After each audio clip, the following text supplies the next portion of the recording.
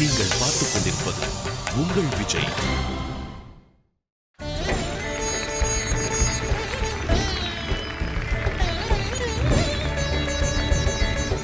மனிதத்தை தாண்டி மதமும், மதத்தை தாண்டி மனிதமும் ஒவ்வொரு கட்டத்தில் பயணம் செய்துக்கிட்டே தான் இருக்கு.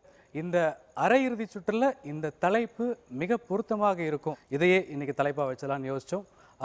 இது ஆட்சி தமிழ் பேச்சு எங்கள் மூச்சு. உடன் வழங்குவோர் கற்பக விநாயகா கல்வி குழுமம்.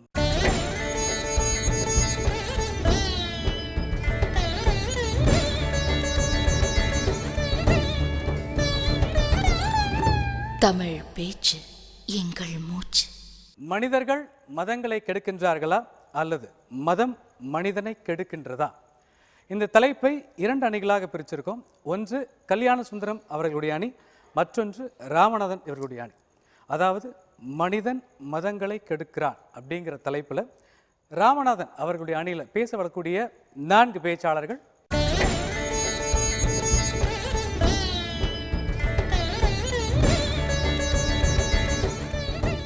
மதம் மனிதனை கெடுக்கிறது என்பதை தலைப்பாக கொண்டு திரு கல்யாண சுந்தரம் அவர்களுடைய அணியில் வரக்கூடிய 4 பேச்சாளர்கள்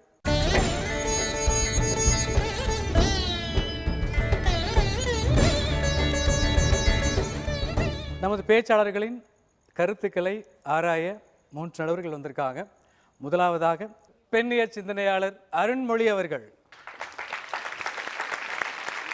தமிழ் கடல் ஐயா நெல்லை கண்ணன் அவர்கள், கவிஞர் தமிழச்சி தங்கபாண்டியன் அவர்கள். ரொம்ப சுவாரஸ்யமாக நமது பேச்சாளர்கள் 2 அணிகளாக பேசிக்கிட்டு இருப்பாங்க. உங்கள் கூடவே உட்காந்து சுவாரஸ்யமாக நிகழ்ச்சியை நானும் அமைதியாக பார்க்க போகிறேன். ஏன்னா இடையில் நான் தொந்தரவு பண்ண மாட்டேன். உங்கள் பலத்த கரவலையோடு நிகழ்ச்சி ஆரம்பிக்கிறது இதோ. மனிதன் மதத்தை கெடுக்கிறான். மதத்தின் வேர் எங்கே இருக்கிறது என்று தேடினேன். கிபி 2ஆம் நூற்றாண்டு வரை மதம் என்ற சொல் தமிழில் இல்லை. தொல்காப்பியத்தில் மதம் இல்லை. திருக்குறளில் மதம் இல்லை. நன்னூலில் மதம் வந்தது, மதமாக இல்லை, கொள்கையாக வந்தது. 7 வகை கொள்கையாக வந்தது. மனிதன் என்றைக்கு வலிமையாக, அழகாக, அறிவாக மதத்தை பார்ப்பதை நிறுத்திவிட்டு கடவுளாக பார்க்க தொடங்கினானோ அன்றைக்கு மதத்தை கெடுக்க தொடங்கினான். மதம் வேறு, கடவுள் வேறு சொன்னார் பெரியார். புரியாத மனிதன் வெங்காயமாக இருக்கிறார். சற்றே திருப்பி பார்த்தேன் வரலாற்று புத்தகத்தை. கோபர்னிக்கஸ், கோள்களின் மையம் பூமி என்ற மூடத்தனத்தை உடைத்த பகுத்தறிவாளன் கோபர்னிக்கஸ், அவன் இறக்கும் வரையில் அவனது புத்தகத்தை வெளியிடவில்லை. இறுதியாக புத்தகம் வெளிவந்தது. ஆனால் அது அவனது பிணத்தை முத்தமிட்டது. இதற்கு காரணம் மதமா அல்லது மதத்தின் பெயரை சொல்லி ஏமாற்றிக் கொண்டிருக்கிற மனிதர்களா? வீரம் விலை போகாது விவேகம் துணைக்கு வாராவிட்டால் தீட்டிய வாளும் தினவெடுத்த தோளினிலே தூக்கிய ஈட்டியும் மட்டும் போதாது வீரர்களே, இதோ நான் தரும் அறிவாயுதத்தையும் ஏந்தி செல்லுங்கள் என்றானே சாக்ரட்டிஸ். அவனுக்கு விஷத்தை கொடுத்தது மதம் என்று சொல்லி ஏமாற்றிக் கொண்டிருக்கும் மனிதன். ஒரு பிள்ளை நின்று கொண்டிருந்தது. அதனிடம் சென்று கேட்டேன், உன் மதம் யாது பிள்ளாய் என்று. அது சொன்னது, தெளியிலியே என்று. இதை வைரமுத்து அழகாக சொல்லுவார். தப்பு தப்பாய் பேசிய பொழுது சரியாய் பேசிய மனிதன் சரியாய் பேச தெரிந்த பிறகு தப்பு தப்பாய் பேசுகிறான் என்று. மனிதா, நீ மறைந்தால் மனிதம் மதமாகும், நீ மறைந்தால் மனிதம் மதமாகும் என்று கூறி வாய்ப்பிற்கு நன்றி பாராட்டி விடைபெறுகிறேன். நன்றி, வணக்கம். இளமுருகன் வழக்கம் போல சிறப்பாக பேசினீங்க. நன்றி, பாராட்டுக்கள். நன்றி. வாழ்த்துக்கள் இளமுருகன். நன்றி. ஒரு மிகப்பெரிய பாய்ச்சலை இந்த தடத்திலே உருவாக்கிய மேலைநாட்டு சிந்தனையாளர்களையும் சேர்த்து கொஞ்சம் ஆரம்பிச்சிருந்தீங்கன்னா நான் இன்னும் சந்தோஷப்பட்டிருப்பேன். பாராட்டுக்கள். ஒரு தலைப்பில் பேச வந்தால் அதில் யோசனையே இருக்கக்கூடாது. தைரியமாக பேசணும். புரியுதா? நல்லா இருக்கு, தைரியமாக பேசு. உன்னிலும் என்னிலும் இருக்கிற அன்பே கடவுள் என்கிறது ஒரு மதம்.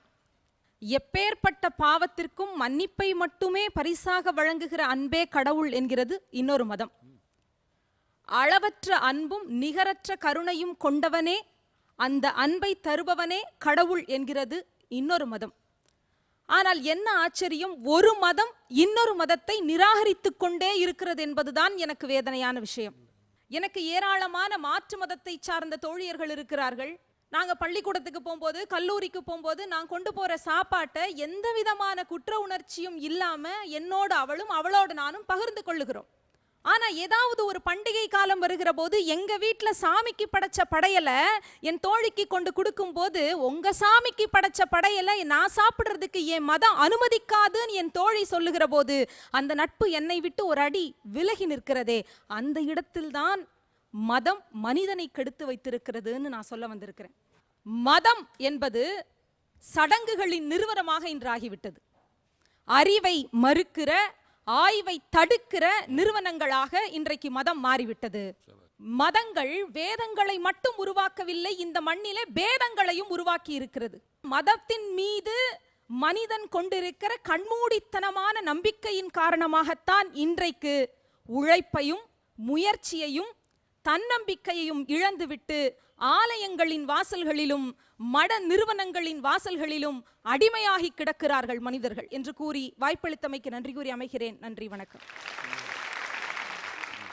ஜெயசங்கரி, நீங்கள் மதங்கள் மனிதர்களை மாற்றுகின்றன அப்படிங்கிற இதை எடுத்துக்கிட்டு தான் நான் ஊகிச்சுக்கிட்டேன். ஆனால் அதில் ஒரு தெளிவான ஒரு விவாதத்தை நீங்கள் கொண்டு வரல. மதம்தான் அப்படின்னா முழுக்க முழுக்க ஆரம்பத்திலிருந்து கடைசி வரைக்கும் அந்த சரடில் நீங்கள் சரியாக இருக்கணும். இடையில மதம், மனிதர், மதம் அப்படி இருக்குது, மனிதர்கள் இப்படி இருக்காங்க, இப்படிங்கிற இந்த அல்லாடுற போக்கு உங்களுடைய சாரத்தையும் நீங்கள் சொல்ல வருகின்ற விஷயத்தினுடைய காத்திரத்தையும் குறைச்சிடுதுன்னு நான் பார்க்குறேன். வாழ்த்துக்கள். எப்பொழுதும் போல தெளிவாக பேசுனீங்க. நீங்கள் மதம்தான் மனிதனை தவறாக வழி நடத்துகிறதுன்னு சொல்ல வரும்போது மத நூல்களுக்கு உள்ளே போகணும். அதுதான் ஒரு நல்ல பேச்சுக்கான அடித்தளம். அதை நீங்கள் இனி வரக்கூடிய காலங்களிலும் கொஞ்சம் தலைப்பை அணுகும் பொழுது அதனுடைய உள் பொருள் என்னங்கிறத நம்ம பார்க்கணும். அதுவும் செய்தீங்கன்னா இன்னும் உங்கள் பேச்சு சிறப்பாக இருக்கும். வாழ்த்துக்கள். தேங்க்யூ. எந்த மதமுமே அடுத்த மதத்தை அழியுன்னு சொல்லலை. நபிகள் நாயகம் தெளிவாக சொல்கிறாரு, அவன் மதம் அவனுக்கு, ஓ மதம் உனக்கு. நம்மாழ்வார் சொல்கிறாரு, அவரவர் தமது அறிவறி வகை அவரவர் என அடியாரவர்கள் அவரவர் இறையவர் குறைவிலர் இறையவர் அவரவர் விதிவழி அடைய நின்றாரேங்கார். அவன் விதிக்கு அவனவனுக்கு ஒரு மதம், அவனவனுக்கு ஒரு கடவுள் கிடச்சிருக்கு, அவன் கடவுளை அவன் கும்பிட்றான், நீங்கள் ஏன்டா சண்டை போடுறீங்கிறார் யார்? நம்மாழ்வார். ஆனால் ஏன் சண்டை போடுதானுங்க? மதம் வேறு, மதம் பிடிச்சிருக்கிற மனிதர்கள் வேறு. எதையாவது வச்சு சம்பாதிக்கணும், எதையாவது வச்சு கலாட்டா பண்ணணும், எதையாவது வச்சு மனிதன் நிம்மதியை குலைக்கணும்னு நினைக்கிறான். பார்த்தியா? பயப்படாமல் பேசுங்கடா. நான் அதான் சொல்லி பயந்துடுறாங்க இவங்க. நல்லாருடா நல்லாருடா நல்லாருடா. தமிழ் பேச்சு எங்கள் மூச்சு. நீங்கள் பார்த்துக் கொண்டிருப்பது உங்கள் விஜய். கடவுள் மனிதனின் கண்டுபிடிப்பு என்றால் மதம் மனிதனின் மிக சமீபத்திய கண்டுபிடிப்பு. கண்டுபிடித்ததும் மனிதன்தான், இன்று அதை கெடுத்து கொண்டிருப்பதும் மனிதன்தான். எப்படி கெடுக்கிறான்? ஒரு மனிதன் சக மனிதன் மீது அதிகாரம் செலுத்துவதற்காக ஒரு அரசியல் சூழ்ச்சி செய்கிற போது கேடயமாக மதம் என்ற கோட்பாட்டை கையில் எடுக்கிறான். பாதி மனிதன் மதத்தின் பெயரில் ஆயுதம் ஏந்தி கெடுத்தான், பாதி மனிதன் மதத்தின் அடையாளம் ஏந்தி கெடுத்தான், இன்னும் சிலர் போலி பகுத்தறிவு பேசி கெடுத்தார்கள். மொத்தத்தில் மனிதன்தான் மதத்தை கெடுத்து கொண்டிருக்கிறான். மதம் என்பது ஒரு கோட்பாடு. இந்த குற்ற செயல்களின் பின்னால் இருப்பவர்கள் அத்தனை பேரும் மனிதர்கள். எதிரணியினருடைய வாதம் இந்த குற்ற செயல்களுக்கு பின்னால் இருக்கிற குற்றவாளிகளாக இருக்கிற மனிதர்களை குற்ற பத்திரிகையிலிருந்தும் நீதிமன்றத்திலிருந்தும் வரலாற்றிலிருந்தும் தப்பித்துக் கொள்ளும் ஒரு அபாயகரமான வாய்ப்பை ஏற்படுத்தி கொடுக்கிறதே என்பதுதான் என் வருத்தம். மதம் மனிதன் தனது இரத்தக்கரை தோய்ந்த கரங்களை கழுவிக்கொள்ளும் ரகசிய கிடங்கு. மதம் மனிதன் வேட்டையாட விரும்பி அணியும் முகமூடி. நீங்கள் வேட்டைக்காரனை விடுதலை செய்ய சொல்லிவிட்டு நடுவர்களிடம் முகமூடிக்கு அதிகபட்ச தண்டனை கேட்டுக்கொண்டிருக்கிறீர்கள். பகுத்தறியாதவன் பிடிவாதக்காரன், பகுத்தறிய தெரியாதவன் அறிவிலி, பகுத்தறிய துணியாதவன் அடிமை என்றார் ட்ரூமாண்ட். சீனாவினுடைய தாவோயிசமும் இந்தியாவினுடைய தாந்திரிகமும் முளைக்கும் போது ஒன்றாக முளைத்தன. ஆனால் மனிதன் முன்னெடுப்பால் தாவோ இயற்கை நோக்கி நகர்ந்தது, தாந்திரிகம் மந்திரங்களில் முடங்கி கிடந்தது.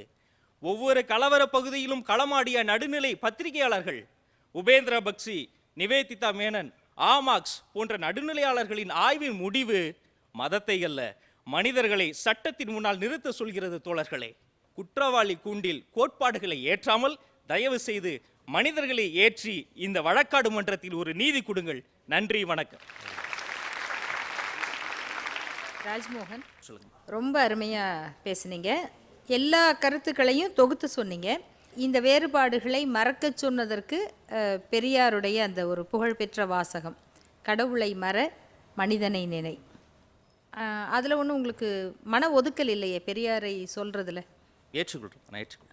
அது ஒன்று, அதை நம்ம சொல்லணும். ஏன்னா நம்ம இந்தியாவில் வந்து இந்திய தத்துவ ஞான மரபில் பெரியாருடைய இடத்தை இன்னொருவர் நிரப்ப முடியாது என்பதை தத்துவ ஆராய்ச்சியாளர்கள் ஏற்றுக்கொள்ளுகிறார்கள். நீங்கள் அதை பேசும் பொழுது அவருக்கு உரிய இடத்தையும் கொடுத்து பேசினா இன்னும் சிறப்பாக இருக்கும். பட்டிமன்றத்துக்கு ஏற்றாற் போல பேசுனீங்க, அது இன்னும் சிறப்பு. வாழ்த்துக்கள். ரொம்ப அழகாக உங்களுடைய கருத்துக்களை எங்களுக்கு கொண்டு வந்து சேர்த்ததில் உங்களுடைய குரல் வளம் முக்கியமான பங்கு வகிக்கின்றது. பாராட்டுக்கள். இந்த தாந்திரீகம், தாவோயிசம் எல்லாம் சொன்ன நீங்கள் நம்முடைய சித்தர் மரபையும் தொட்டு காட்டியிருக்கலாம்ங்கிறது என்னுடைய ஒரு அபிப்பிராயம். இதுக்கு எல்லாமே சரிசமமாக பயணம் செய்கிறது நம்முடைய சித்தர் மரபு. அதை நீங்கள் தொட்டு போயிருக்கலாம்.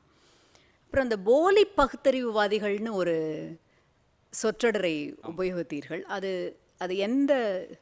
எதை அது மூலமாக சொல்ல வர்றீங்க? இல்லைங்கம்மா, இப்போ எனக்கு தெரிந்த சில தோழர்கள் பெரியார் சிலைக்கு பொட்டு வைத்து ஊதுவத்தி ஏற்றுகிற அவல நிலைகளை பார்த்து அதை கருத்தை வச்சேன். பகுத்தறிவுவாதிகளுக்கு மதவாதிகளிடம் இருந்து வருகின்ற அபாயமணியை காட்டிலும் இந்த போலி பகுத்தறிவுவாதிகளிடமிருந்து வர்ற அபாயம்தான் ரொம்ப கூடுதலாக இருக்குது. மற்றபடி சிறப்பான பேச்சு, பாராட்டுக்கள். நன்றி. ஒன்று தெரிஞ்சுக்கணும், தந்தை பெரியார் இல்லை, நீங்கள் யாருக்கு செலவச்சாலும் இவன் ஒரு 10 வருஷம் கழித்து கொடை கொடுத்துருவான். அது ஒருத்த மேலே பெரியார் சாமி வேற வந்துடுவார், ஆடுவான். இது இந்த நாட்டில் நடந்துகிட்டு இருக்கு. நம்ம என்ன பண்ண சொல்றோம்? அப்படி நடக்க கூடாதுங்கிறதுக்காக நடக்குதுப்பா, அதான வருத்தம். நம்ம சொல்றோம், கேட்க மாட்டேங்கிறோம், உன் வேலையை பாருங்க. அதனால தான் அவர் வாழும்போதே சிலை வைக்கப்பட்டது. அப்போ சிலை வைக்கிறதுக்கு பெரியார் கொடுத்த முதல் நிபந்தனை என்னன்னா, அந்த சிலையில் வந்து தன்னுடைய கடவுள் மறுப்பு வாசகத்தை பதிய வைக்கணும். கடவுள் இல்லை, கடவுள் இல்லை, கடவுள் இல்லவே இல்லைங்கிறத பதிய வச்சாதான் நீங்கள் எனக்கு சிலை வைக்கணும் அப்படின்னு சொன்னார்.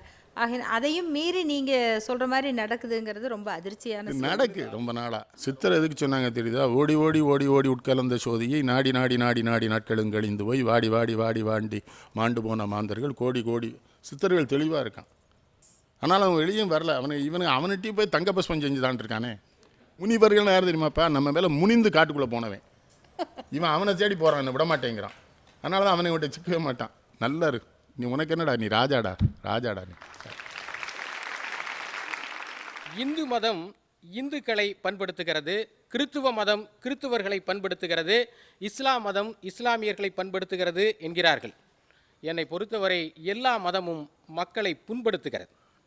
தெய்வம் பல பல சொல்லி பகை தீயை வளைப்பார் என்பார் பாரதி. அதே போல தெய்வம் தொழ வேண்டாம், அது தீது செய்ய தூண்டும் என்பான் பாரதிதாசன். ஆனாலும் மதங்கள் பின்பற்றப்பட்டு வருகின்றன. கடவுளின் ஆகச்சிறந்த படைப்பு மனிதனாக இருக்கலாம், ஆனால் மனிதனின் மிக மோசமான படைப்பு மதங்கள் தான். ஒவ்வொரு மதமும் உலகமே தன் மதத்தை பின்பற்ற வேண்டும் என எண்ணுகிறது. தனி மனிதனுக்கு பல்வேறு பிரச்சனைகள் வரும் பொழுது, அவன் நெருக்கடிக்குள் ஆளாகும் பொழுது தனது மனதுக்குள்ளாக கடவுளை குறித்தும் மதங்களை குறித்தும் கேள்விகளை எழுப்புகிறான். கடவுள் ஏன் கல்லானான் என கேட்கிறான். கல்தான் கடவுளானது என்பது தெரியாமலேயே. தமிழர்களுடைய வீரம், மானம், அறிவு ஆகியவை இருந்த இடத்திலே பக்தியும் மதமும் விதி கோட்பாடுகளும் என்றைக்கு புகுந்ததோ அன்றைக்கே தமிழன் வீழ்ச்சியடைய தொடங்கிவிட்டான். இந்தியா ஒரு ஏழை நாடு, ஆனால் உலகத்திலேயே பணக்கார கோயில் இங்குதான் இருக்கிறது. உண்ண உணவும் உடுக்க உடையும் இருக்க இடமும் இல்லாத சாமானியன் கடவுளுக்காகவும் மதங்களுக்காகவும் கணக்கற்ற வகையில் செலவுகள் செய்கிறான். சகுனம், சாஸ்திரம், சம்பிரதாயம், சடங்கு இவற்றையெல்லாம் செய்து நாம் சாதித்தது என்ன? கூட்டை விட்டு கிளம்பக்கூடிய பறவை கூட இறை தேடி செல்லுமே அல்லாமல் இறை தேடி செல்வதில்லை. அதை நாம் உணர்ந்து கொள்ள வேண்டும். வாய்ப்புக்கு நன்றி கூறி விடுகிறேன். நன்றி, வணக்கம். ரொம்ப ரொம்ப அருமையாக இருந்தது சண்முக சுந்தரம். நன்றிங்க. தலைப்பிலிருந்து கொஞ்சம் கூட அந்த பக்கம் இந்த பக்கம் நீங்கள் விலகவே கிடையாது. ரொம்ப ஆணித்தரமாக மதங்கள் தான் இத்தனைக்குமான தீமை என்பதை அழகான எடுத்துக்காட்டுகளோடு நீங்கள் நம்புகிற மாதிரி சொன்னீங்க. அந்த நம்பகத்தன்மை உங்களுடைய பேச்சில் எனக்கு ரொம்ப பிடிச்சிருந்தது. உங்களுடைய கருத்துக்கள் நிறைய செறிவானதாக இருந்தன. வாழ்த்துக்கள். ரொம்ப நல்லா இருந்துப்பா. பிரமாதம் பிரமாதம். அர்த்தமுள்ள இந்து மதம் என்ற நூலினை பற்றி கவிஞர் திரு கண்ணதாசன் சொல்லும்போது அழகாக சொல்லுவார், ஒரு மனிதன் எவ்வாறெல்லாம் வாழக்கூடாதோ அவ்வாறெல்லாம் நான் வாழ்ந்திருக்கிறேன். அதனால ஒருவன் எவ்வாறு வாழ வேண்டும் என்று அறிவுரை கூறும் அருகதை எனக்கு உண்டு அப்படிம்பார். ஆக தன்னுடைய வாழ்க்கையை வாழ்ந்து பார்த்தவர்கள் எது சரி எது தவறுன்னு அவங்களுக்கு தெரியும். அந்த சான்றோர்கள் பெரியவர்கள் இது சரி இது தவறுன்னு சொல்லி ஒரு அறநெறி தொகுப்பாகத்தான் மனிதனுக்கு இந்த மதமானது படைக்கப்பட்டது. ஆக நான் இந்த மதத்தை ஒரு அறமாக பார்க்கிறேன். அப்படி இருக்கையில் ஒரு மதம் எப்படி மனிதனை கெடுக்க முடியும்? ஆக மனிதன்தான் மதத்தினை திரித்து அதனுடைய பொருளை வேறாக எடுத்துக்கொண்டு தினம் தினம் அதை கெடுத்து கொண்டு இருக்கிறான் ஒவ்வொரு விதத்தில். ஆக மானுடமே, சாதி மத சண்டையினாலே சாக்கடை நீர் கூட சிகப்பாகின்றது. சாந்தம் சமாதானம் இருந்தால் மட்டும்தான் இந்த சமூகம் நன்றாய் வாழ்ந்திடும். மதத்தை சரியாக புரிந்து கொள்ளும் இளைஞர்கள் வந்தால் மட்டுமே இந்த மாதிரியான அவலங்கள் நேராது என்பதையும் அழுத்தமாக சொல்லிக்கொண்டு வாய்ப்பளித்தமைக்கு நன்றி பாராட்டி விடைபெறுகிறேன். நன்றி. கிருத்திகா, உங்களுடைய வாதங்களை நீங்கள் அழகாக தான் வச்சுங்க. ஆனால் இன்னும் கொஞ்சம் கருத்து செறிவு வேணும். வாதங்களை எப்பவும் எதிர் திசையில் இருந்து முதல்ல நம்ம பார்க்கணும். அப்போ தான் நம்முடைய தரப்புக்கான வலு என்னங்கிறது நமக்கு தெரியும். இப்போ மதங்கள் மனிதர்களை கெடுக்கின்றனவா அப்படிங்கிறத நீங்கள் முதல்ல யோசிச்சிருந்தால் அதுக்கு நீங்கள் உங்களுடைய கவுண்டர், உங்களுடைய பதிலை நீங்கள் சரியாக வைக்க முடியும். நல்ல சிறப்பாக பேசுகிறீங்க. உங்கள் குரல் மிக இனிமையானது. வாழ்த்துக்கள். வாழ்த்துக்கள் கிருத்திகா. நீங்கள் பேசினதில் எனக்கு பிடிச்ச விஷயம், எந்த மதமாக இருந்தாலும் அது ஒரு அறமாக இருந்தால் ஏற்றுக்கொள்ளலாம், அடையாளமாக மாற்றப்படும் பொழுது அது சிக்கலாகி விடுகிறதுன்னு சொன்னீங்க. இன்னும் கொஞ்சம் ரொம்ப தெளிவாக தீர்க்கமாக நீங்கள் கொண்டு வந்தால் ரொம்ப ஒரு தெளிவான பார்வை கிடைக்கும்னு நான் நினைக்கிறேன். சிறப்பாக இருந்தது. வாழ்த்துக்கள். தமிழ் பேச்சு எங்கள் மூச்சு. நீங்கள் பார்த்துக் கொண்டிருப்பது உங்கள் விஜய். மதம் ஒடுக்கப்பட்டவர்களின் பெருமூச்சு, இதயமற்ற உலகின் இதயம், ஆன்மாவற்ற நிலைகளின் ஆன்மா, மதம் மக்களின் அபின் என்கிறான் கடந்த 10 நூற்றாண்டின் சிறந்த சிந்தனையாளனான காரல் மார்க்ஸ். இங்கு கடவுள் உண்டு என்பவர்களால் பிரச்சனை இல்லை, கடவுள் இல்லை என்பவர்களாலும் பிரச்சனை இல்லை, முன்னோர்களை இயற்கையை வழிபடுபவர்களாலும் பிரச்சனை இல்லை. இன்று நம் உலகின் மிகப்பெரிய பயங்கரமான ஆயுதம் மதம். அந்த மதம் இன்று யார் கைகளில் இருக்கிறது என்பதுதான் நாம் ஐயப்பட வேண்டிய ஒன்று. என் அன்பிற்கினிய தோழர்களே, கடவுளுக்கும் மனிதனுக்கும் இடையில் இருந்த பாலத்தை இடித்து சுக்குநூறாக்கி அதை புதைக்குழியாக மாற்றியது மத அடிப்படைவாதிகளும் மதவாதிகளும் தான். நன்றி, நல்வணக்கம். சரவண சித்தார், நீங்கள் சொல்ல வந்த கருத்தை தெளிவாக வலிமையாக சொல்லிவிட்டீர்கள். பாராட்டுக்கள். இது ஒரு கருத்தை நீங்கள் முன்வைக்கிறீங்க. அந்த கருத்துக்கான சில கருதுகோள்கள், வாதங்கள், அது சில நிகழ்வுகள், இவற்றை நாம் இன்னும் கொஞ்சம் சேர்த்து சொல்லணும். அப்போ தான் அந்த பேச்சு முழுமை பெறும். எப்படி நம்ம பேசினாலுமே அந்த கருத்து அதில் உள்ள நியாய உணர்வு கேட்பவர்களுக்கு புரியணும். அதற்கேற்ப இன்னும் சில விஷயங்களை நீங்கள் சேர்த்துக்கணும். மதங்கள் எப்படி மனிதர்களை அழிக்கின்றன அப்படின்னு சொல்ல வரீங்க. அதில் நீங்கள் சொல்லக்கூடிய அந்த எம் இனம், எம் பண்பாடு, எம் மொழி, இவையெல்லாம் எப்படி மதங்களால் களவு கொள்ளப்பட்டன, அந்த கருத்துக்கள் எல்லாமும் நீங்கள் சேர்த்து சொன்னால் இன்னும் கொஞ்சம் முழுமையாக இருக்கும். வாழ்த்துக்கள். நன்றி. வாழ்த்துக்கள் சரவண சித்தார்த். பொதுவாக இந்த தலைப்பு மதங்களே அத்தனை பிரச்சனைக்கும் காரணங்கிற தலைப்பில் நான் உங்களிடமிருந்து இன்னும் ஒரு ஆழமான பயணத்தை எதிர்பார்த்தேன். மதம் என்கின்ற ஒன்று, அது எந்த மதமாக இருந்தாலுமே எப்படி மனிதனை ஒரு குற்ற உணர்ச்சிக்கு ஆளாக்கி தன்னுடைய செயல்களை தான் பொறுப்பேற்று கொள்ள விடாமல் கடவுளோ அல்லது ஒரு சக்தியோ அப்படி என்று ஒரு நாட் டேக்கிங் த ரெஸ்பான்சிபிலிட்டி, அதே சமயம் அவனுடைய மனதில் இருக்கிற குற்ற உணர்ச்சியை கொண்டு வருகின்றது என்பதை தொட்டு பேசியிருந்தால் இன்னும் வலு நன்றாக கூடியிருக்கும் என்பது என்னுடைய கருத்து. வாழ்த்துக்கள். நல்லா இருந்ததுப்பா. நன்றி. துறவினாலே பட்டினத்தார் ஒரு இலக்கணம் சொல்லிட்டு போயிட்டான்.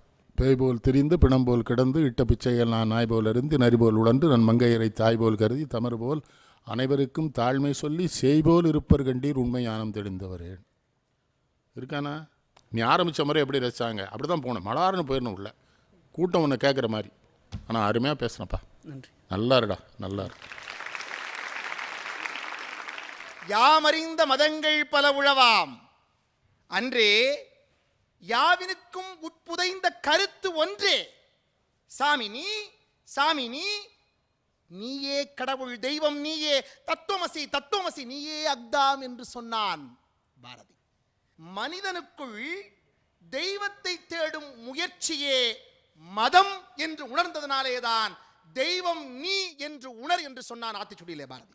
இதயமற்ற உலகின் இதயமாக, உயிர்ப்பற்ற உலகின் உயிர்ப்பாக, ஆன்மா அற்ற உலகின் ஒரு ஆன்மாவாக, ஏழைகளின் ஏக்க பெருமூச்சாக மதம் தோன்றியது என்று சொன்னான் கார்ல் மார்க்ஸ். கார்ல் மார்க்ஸ் மட்டும்தான் மதத்தை மிக அழகாக ஏற்றுக்கொண்டு சரியான புரிதலோடு சொன்னான். எல்லா மதங்களும் ஒரே செய்தி தானே சொன்னது.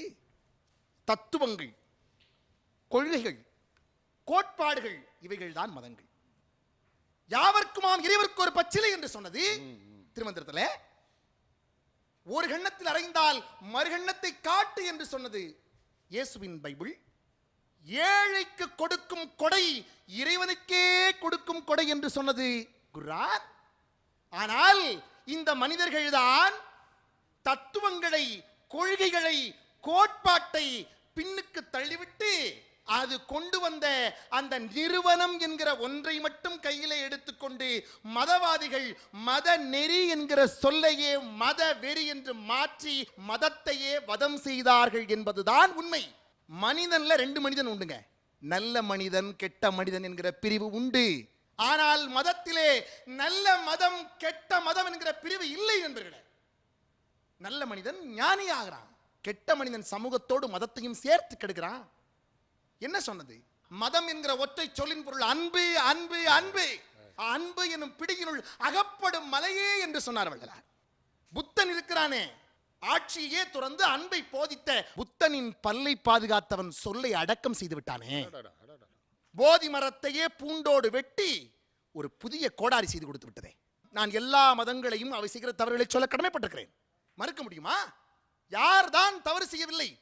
மதங்கள் சொன்னதா? மதத்தலங்களை எல்லாம் வியாபார தலங்களாக மாற்ற எந்த மதம் மனிதர்களை உங்களுக்கு கற்றுக் கொடுத்தது? ஊர்ல சாதியா பிரிஞ்சு கிடக்கிற மனுஷனை பூரா ஒன்னு சேர்க்கணும் தானங்க தேர் திருவிழாவையே நடத்தி இறைவனை இழுக்க சொன்னது. அத்தனை மனிதன் ஒன்று கூடி நீ உனக்குள்ள அடிச்சுக்கிட்டா அதுக்கு மதமா பொறுப்பு? அந்த தெய்வத்துக்குள்ளேயே, பரம்பொருளுக்குள்ளேயே இது சிறு தெய்வம் இது பெருந்தெய்வம் என்கிற பாகுபாட்டை பிரிக்க சொல்லி எந்த மதம் உங்களுக்கு மனிதர்களை கற்றுக் கொடுத்தது? பெண்ணடிமைத்தனத்தை எந்த மதம் சொன்னிச்சு? ஆனா நீங்க என்ன பண்ணீங்க? ஒரு நாட்டினுடைய முதல்வராக வரலாம் ஒரு பெண், ஒரு நாட்டுடைய கவர்னராக ஒரு பெண் வரலாம், ஒரு நாட்டினுடைய நீதிபதியாக பெண்கள் வந்து அமரலாம். ஆனால் ஒரு கோவிலுடைய பூசாரியாக, ஒரு பள்ளிவாசலிலே பாத்தியாபதுவளாக, ஒரு தேவாலயத்தில் திருப்பலி நடத்துவளாக ஒரு பெண் வர முடியாது என்று மதத்தை கையிலே வைத்துக் கொண்டு ஆணாதிக்கம் செய்தவர்கள் இந்த மனிதர்கள் தானே மதம் ஆசித்தது. நீங்க சடங்கு சம்பிரதாயம் என்றெல்லாம் சொன்னீங்களே, நீங்க சொன்னதுக்கு நான் பதில் சொல்லியாக வேண்டிய நிலைமையில் இருக்கிறேன். சடங்கு சம்பிரதாயத்தை எந்த மதம் சொன்னது? நாள் என் செய்யும், வினைதான் என் செய்யும், நாடி வந்த கோடன் செய்யும், கொடுங்குற்றன் செய்யும். கேட்டுச்சே, நாளும் கிழமையும் நலிந்தோர் கில்லை என்று சொன்னதே. நீங்க என்ன பண்ணீங்க? அந்த 50 நாள் தான் சோமூர்த்த தினம் இருக்குங்கிறதுக்காக ஊரெல்லாம் திருமண மண்டபத்தை கட்டி வச்சு வியாபாரத்தை பெருக்கியது உங்கள் குற்றமா அல்லது எங்கள் மதத்தின் குற்றமா? இன்றைக்கு நடக்கிற முசாஃபர் நகர் கலவரத்திலே கூட ஒரு இந்து பெரியவர் 150 இஸ்லாமிய நண்பர்களை தன்னுடைய வீட்டிலே தங்க வைத்து பாதுகாப்பு கொடுத்தார் என்று சொன்னால் அவர்தான் உண்மையான மதவாதி. போலி பக்தர்கள் சூழ்ந்த இந்த மண்ணிலே மதம் ஒரு காலம் கெடுக்கவில்லை. போலி மதவாதிகள், ஆசை வயப்பட்ட சுயநலவாதிகள் தன்னுடைய இருப்பை, தன்னுடைய பொறுப்பை தக்க வைத்துக் கொள்வதற்காக அவர்கள்தான் இந்த மதத்தையே கெடுத்துக் கொண்டிருக்கிறார்கள் என்பதுதான் உண்மை. இறைவன் என்னிடம் வருவதை நானும் இறைவனும் மட்டும்தான் தீர்மானிக்க வேண்டுமே ஒழிய பின்னால் இருக்கிற சக்திகள் தீர்மானிக்க கூடாது என்பதுதான் உண்மை. எனவே இந்த மன்றம் அதற்கே தீர்ப்பளிக்க வேண்டும் என்று கேட்டு விடைபெறுகிறேன். நன்றி, வணக்கம். ராமநாதன், ரொம்ப ரொம்ப அபாரம். மகிழ்ச்சி. சில இடங்களில் எனக்கு 2-3 சந்தேகங்கள் உண்டு. இந்த மார்க்ஸ் பற்றி நீங்கள் சொன்னீங்க. மார்க்ஸுக்கு அழகாக அவரே அடிவெடுத்து கொடுத்துருக்கிறாரு. ஏழைகளுடைய புகலிடம், இதயமில்லாதவர்களுடைய இதயம், ஆன்மா அற்றவர்களுடைய ஆன்மா, எல்லாவற்றிற்குமான அப்படின்னு இப்படி சொல்லி சொல்லியே ஏழைகளை ஏழைகளாக வச்சுட்டே இருக்காதீங்கிறது தான் மார்க்ஸுடைய கருத்து. மதம் என்பது ஒரு பொழுதும் இவற்றிற்கான மாற்று ஆகாது, புகலிடம் ஆகாதுங்கிறது தான் ரொம்ப தெளிவாக சொன்னவர். அதை அப்படியே எதிர்த்தரப்பில் கொண்டு போய் நம்ம வச்சிடக்கூடாது. அப்புறம் எந்த மதமுமே பெண்ணை அடிமைப்படுத்தவில்லைன்னு ஒரு துவனி இருந்தது. அது அப்படி கிடையவே கிடையாது. ஏன்னா மதம்ங்கிறத உருவாக்குறது மனிதர்கள். அதுவும் முழுக்க முழுக்க பார்த்தீங்க அப்படின்னா தந்தமை ஆண்மைய கருத்தாடல்களை முன்வைக்கின்ற ஒரு விஷயத்தை தான் மதங்கள் சொல்லுது. இப்போது ஒரு அழகாக ஒரு கவிஞர் சொல்லியிருப்பார். நீங்கள் சொன்னீங்களே, கோள் நாள் என்னும் செய்யும், அந்த மாதிரி நாளும் கிழமையும் நழிந்தோர்க்கில்லை, ஞாயிற்றுக்கிழமையும் பெண்களுக்கு இல்லை. மற்றபடி முழு திருப்தியுடைய பேச்சு. உங்களுக்கு என்னுடைய மனமார்ந்த பாராட்டுக்கள். ராமநாதன் அவங்க சொன்ன மாதிரி நல்ல ஒரு முழுமையான பேச்சு. கவிதைகளை சொல்லும் பொழுது நம்ம மனப்பாடம் பண்ணிட்டோங்கிறதுக்காக ஐயா அப்படி பழகிட்டாங்க, அவங்களால சொல் வேகம் அவரை போல் யாருக்கும் வராது. அந்த நினைக்கிற வேகத்தை விட சொல்கிற வேகம் அதிகமாக உள்ள ஒரே பேச்சாளர் எனக்கு தெரிஞ்சு தமிழ்நாட்டில் ஐயா தான். ஆனால் அவரை நீங்கள் பின்பற்றணும்னு நினைச்சாலும் சரி, ஆனால் செய்யாதீங்க. ஏன் தெரியுமா? எனக்குள்ள அது இளம் வயசுலேருந்து ஊறி. ஆமாம், அது பாதிச்சிருக்கு உங்களை நிறைய. அது நல்லா தெரியுது. இவளோ கொங்க செல்வி குடமலையாட்டி தென் தமிழ் பாவை செய்தவ கொழுந்து அப்படின்னு கேட்கும்போது உங்களுக்கு கண்ணகியோடைய உருவம் அப்படியே மனசில் நிற்கும். மற்றபடி மிக சிறப்பான பேச்சு. வாழ்த்துக்கள். நன்றி. அம்மா ஒரு செய்தி அருமையாக சொன்னாங்க. கருத்தியல் ரீதியாக நாங்கள் தீர்ப்பு பண்ணி சொல்லிடுவோம்னு எவனும் சந்தேகப்படான்னு சொன்னாங்க. பற்றினா அவ்வளோ எழுவ நேரம் அது. அதுதான் பெரியார்ட்ட வளர்றது. அவர் சொல்ல மாட்டார் சடனாக எதையுமே. புரியுதா? கேட்டு போ. தமிழ் பேச்சு எங்கள் மூச்சு. நீங்கள் பார்த்துக் கொண்டிருப்பது உங்கள் விஜய். மதங்கள் மனிதனை கெடுக்கின்றனவா? ஆம். மனிதனையல்ல, மனிதகுலம் முழுவதையும் காலந்தோறும் மதங்கள் கெடுத்தன. எனக்கு முன்னாடி சொன்ன ராமநாதன் தோழர் சொன்னாரு, அன்பே சிவம், எல்லா மதமும் அன்பு, அதிலே எங்களுக்கு பிரச்சனையே இல்லை. தட்டுங்கள் திறக்கப்படும் என்று சொல்லுகிறது மதங்கள். யார் மூடி வைத்தார்கள் என்று மனித அறிவு கேட்கிறது. தேடுங்கள் கிடைக்கும் என்று சொல்லுகிறது. ஒளித்து வைத்தவன் யார் என்று நாங்கள் கேட்கிறோம். இதில் என்ன தவறு? அப்ப மனித அறிவு எந்த இடத்திலே மதங்களை காயப்படுத்துகிறது, மதங்களை கெடுக்கிறது என்று நீங்கள் பேசுகிறீர்கள்? இல்லை நண்பர்களே, மதங்களினுடைய அடிப்படை தத்துவங்கள் இருக்கிறதே, அவை மனிதனை கெடுக்கின்றன. என் அன்பு நண்பர்களே, மனிதர்கள் மதங்களை படைத்தார்கள். படைத்த போது சரியாக இருந்ததா? இருந்தது. புத்த நெறி அது வழிகாட்டு நெறியாக இருந்தபோது சரியாகத்தான் இருந்தது. நீங்கள் அதை தவறு சொல்ல முடியாது. என்றைக்கு புத்தன் கடவுளாக மாறி அந்த புத்தம் மதமாக மாறியதோ அன்றைக்கு அதற்குள்ளே ஒரு இறுகிய தன்மை வந்து விட்டது. இதுதான் சிக்கல். இப்போ ஸ்டீஃபன் ஹாக்கிங் பத்தி பேசுறோம். ஸ்டீஃபன் ஹாக்கிங் முதலாக சொன்ன கருத்து என்ன? கருந்துளைகள் இல்லை. பிறகு என்ன சொன்னார்? கருந்துளைகள் இருக்கின்றன, பிளாக் ஹோல்ஸ். மீண்டும் என்ன சொன்னார்? கருந்துளைகள் இல்லை. அப்ப இவர் என்ன கனவு என்று சொன்னாரா? இல்ல, ஆய்வு செய்கிறார். ஒவ்வொரு ஆய்விலும் கிடைக்கிற முடிவுகளை வெளியிடுகிறார். மாற்றம் என்பது மாறாதது. இது அறிவியல் உண்மை. ஆனால் மதங்கள் சொல்லுகிறது எதுவுமே மாறாது, கேள்வி கேட்காதன்னு சொல்லுது. இதுதான் எங்களுக்கு இருக்கிற அடிப்படை பிரச்சனை. அப்ப மனிதனை இது எப்படி கெடுக்குது? பெண்கள் என்கிற மனித குலத்தின் பாதியை முற்ற முழுவதுமாக முடக்குகிறது. அப்போ இதை நாங்க எதிர்க்கவா வேண்டாமா? மதம் எதற்கானது? எல்லாரும் உடன்படுவீங்கன்னு நினைக்கிறேன். கடவுளை அடையும் வழி, கடவுளை அடையும் பாதைங்கிறான்.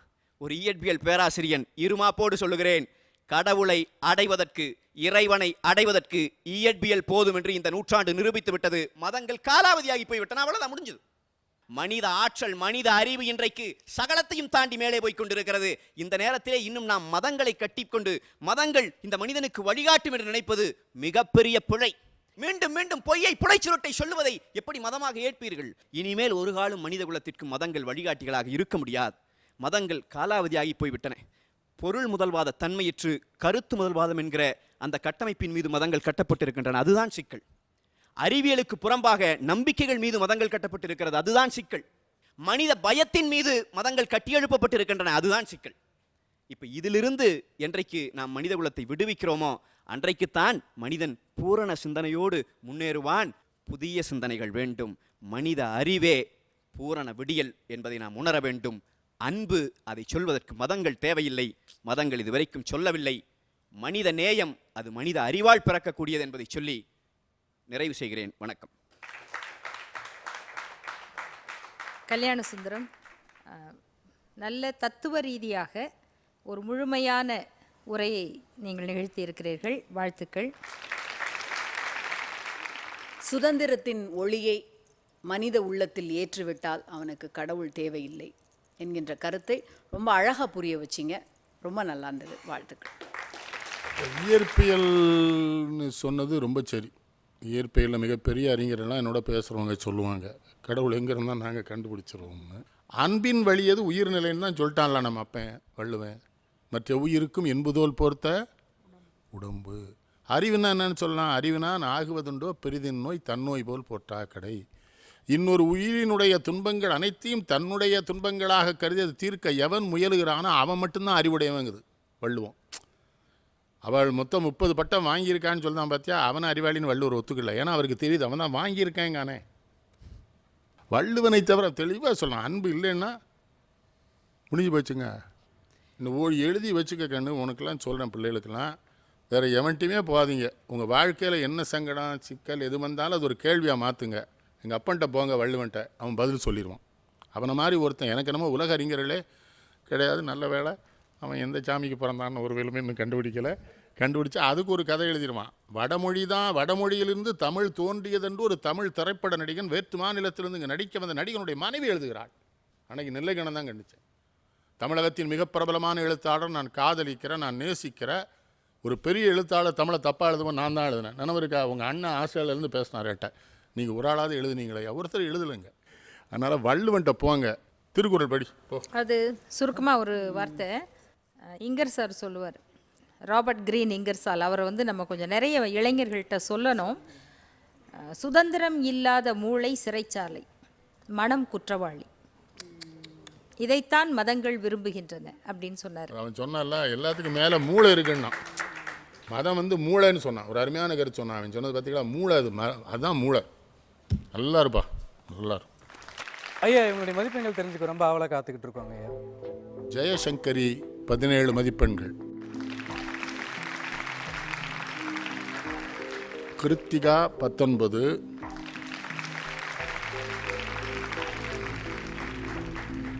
இளமுருகன் 21,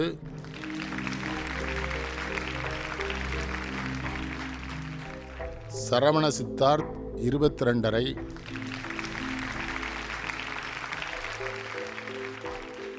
ராஜ்மோகன் 23,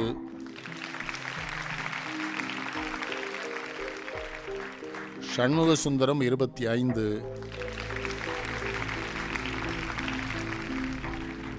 ராமநாதன் 27.5, கல்யாண சுந்தரம் 28.5 மதிப்பெண்கள் பெற்று முதலிடத்தில் இருக்கிறார்.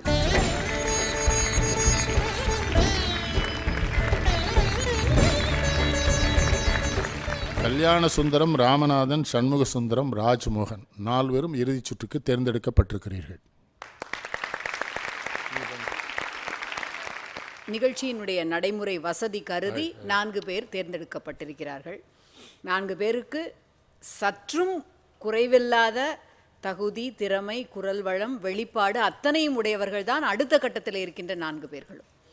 ஆகவே நீங்கள் உங்களுடைய இந்த அடுத்த கட்டத்திற்கான ஒதுக்கி வைத்தலை கொஞ்சமும் மன வருத்தம் இல்லாமல் ஏற்றுக்கொள்வீர்கள் என்பது எங்கள் மூவருடைய நம்பிக்கை. உங்களுக்கு என்னுடைய வாழ்த்துக்கள். இறுதிச் சுற்றுக்கு தேர்வு செய்யப்பட்டிருக்கின்ற 4 பேருக்கும் எங்களுடைய மகிழ்ச்சியான வாழ்த்துக்களும் கூடுதல் எதிர்பார்ப்புகளும். இந்த மாதிரி முடிவு அறிவிக்கிறது எங்களுக்கு வந்து மிக வருத்தமான ஒன்று. தமிழ்நாட்டில் இந்த நீதிமன்றங்களில் குழந்தைகளுக்கான வழக்குகள் நடக்கும் பெற்றோருக்கிடையில். அப்போ வந்து ஒரு நீதியரசர் தன்னுடைய தீர்ப்பு எழுதும்போது சொன்னார், இந்த மாதிரி குழந்தைகளுக்கான வழக்குகளிலெல்லாம் ஒருவர் மகிழ்ச்சி அடைவார்கள், 3 பேர் வருத்தப்படுவார்கள். மகிழ்ச்சி அடைகிற யாருன்னா யார் அந்த குழந்தைய கூட்டிகிட்டு போகிறாங்களோ அவங்க. வருத்தப்படுகிறவர் யாருன்னா குழந்தையை இழந்தவர், 2வது குழந்தை, 3வது நீதிமன்றம். அந்த மாதிரி நீங்கள் 4 இனி இந்த அரங்கில் இல்லை என்பது எங்கள் மூவருக்கும் வருத்தமான ஒரு செய்தி. நீங்கள் இவ்வளவு தூரம் சிறப்பாக பேசியதற்கு எங்களுடைய வாழ்த்துக்கள். இன்னும் பல வாய்ப்புகளில் நீங்கள் இன்னும் சிறப்பாக ஒளிவிட்டு புகழ் பெறுவதற்கு எங்களுடைய எதிர்பார்ப்பும் அன்புகளையும் தெரிவித்துக் கொள்கிறோம். நன்றி. நான் எல்லாருக்கும் வாழ்த்து தான். நான் சொல்கிறது தான். நான் உங்கள்கிட்ட முதல்லேருந்தே சொல்லிட்டுங்களா, படிங்கப்பா படிங்கப்பா படிங்கப்பான்னு தான் சொல்லுவேன்.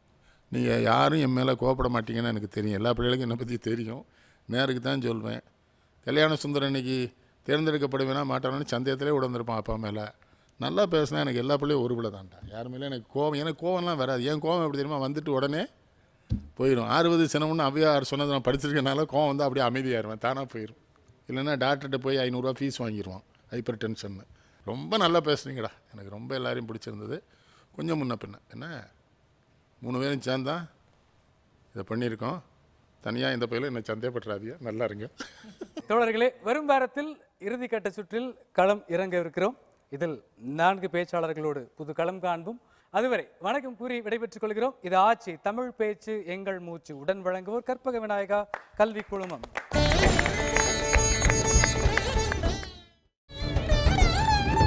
தமிழ் பேச்சு எங்கள் மூச்சு.